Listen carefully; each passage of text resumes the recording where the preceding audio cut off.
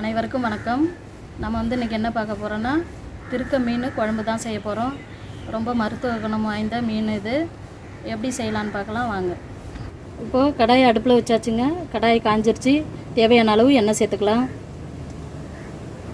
எண்ணெய் நல்லா காஞ்சிருச்சு. ஒரு ஸ்பூன் கடுகு சேர்த்துக்கலாம். கடுகு உளுத்தம்பருப்பு. ஒரு அரை ஸ்பூன் வெந்தயம் சேர்த்துக்கலாம். வெந்தயம் நல்லா பொரிஞ்சிருச்சு. ஒரு 2 பெரிய வெங்காயம் கட் பண்ணி வச்சுருக்கேன், அதை சேர்த்துக்கலாம். கூடவே 2 கொத்து கருவேப்பிலை சேர்த்துக்கலாம். 2 பச்சை மிளகாய் சேர்த்துக்கலாம். சேர்த்துட்டு நல்லா மிக்ஸ் பண்ணி விட்டுடலாம்.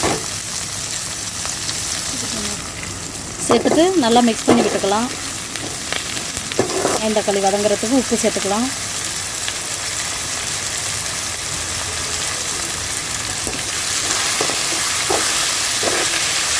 வெங்காயம் தக்காளி நல்லா வதங்கட்டும். அதுக்கப்புறம் நம்ம மிளகாத்தூள் சேர்த்துக்கலாம். இப்போது வெங்காயம் தக்காளி நல்லா வதங்கிருச்சுங்க. அரை ஸ்பூன் மஞ்சள் சேர்த்துக்கலாம். குழம்பு மிளகாத்தூள் ஒரு 3 ஸ்பூன் சேர்த்துக்கிறேன். சேர்த்து நல்லா மிக்ஸ் பண்ணிக்கலாம். நெல்லிக்காய் சைஸு புளி கரைச்சி வச்சுருக்கேன், அதை நம்ம சேர்த்துக்க போகிறோம். சேர்த்துட்டு தேவையான தண்ணி சேர்த்துக்கலாம். குழம்புக்கு தேவையான தண்ணி சேர்த்துட்டு நல்லா கலக்கி விட்டுக்கலாம். எல்லா மீன் குழம்புக்குமே புளி கொஞ்சம் அதிகமாக சேர்த்துப்போம். ஆனால் இந்த திருக்க மீனுக்கு அதிக புளி சேர்த்துக்கக்கூடாது. அரை புளி தான் சேர்த்துக்கணும். அப்போ தான் அந்த குழம்பு நல்லாயிருக்கும். குழம்புக்கு தேவையான உப்பு சேர்த்துக்கிறேன். குழம்பு நல்லா கொதித்து பச்சை வாசனை போகட்டும். அதன் பிறகு நம்ம மீன் சேர்த்துக்கலாம். நான் 2 கீத்து தேங்காய் எடுத்து கட் பண்ணி வச்சுருக்கேன். அது கூடவே நல்லா 1 ஸ்பூன் மிளகு சேர்த்துக்கலாம். இது 2த்தையும் சேர்த்து நல்லா நைஸாக அரைச்சி எடுத்துகிட்டு வந்துடலாம்.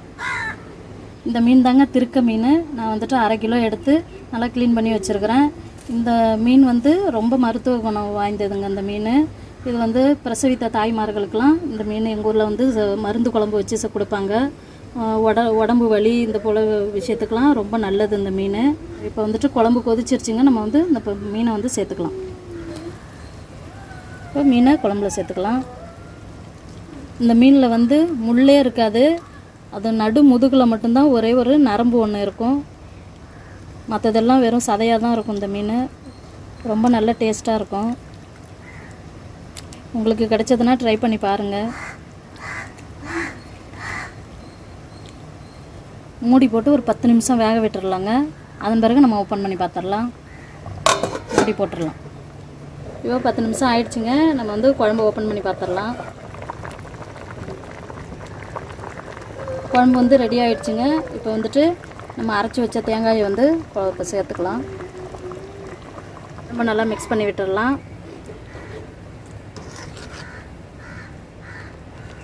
தேங்காய் ஊற்றியாச்சுங்க. ஒரு 5 நிமிஷம் அப்படியே ஸ்லோவிலே இருக்கட்டும். அதன் பிறகு அடுப்பை ஆஃப் பண்ணிக்கலாம். நல்லா எண்ணெய் பிரிஞ்சு நல்லா வந்துருச்சு. குழம்பு ரெடி ஆகிடுச்சுங்க. இப்போ நம்ம அடுப்பை ஆஃப் பண்ணிக்கலாம். சுவையான திருக்க மீன் குழம்பு ரெடி ஆகிடுச்சு. நீங்களும் உங்கள் வீட்டில் ட்ரை பண்ணி பாருங்கள். இது வரைக்கும் நம்ம சேனலுக்கு சப்ஸ்கிரைப் பண்ணாதவங்க சப்ஸ்கிரைப் பண்ணிக்கோங்க. லைக் பண்ணுங்கள், ஷேர் பண்ணுங்கள். நன்றி, வணக்கம்.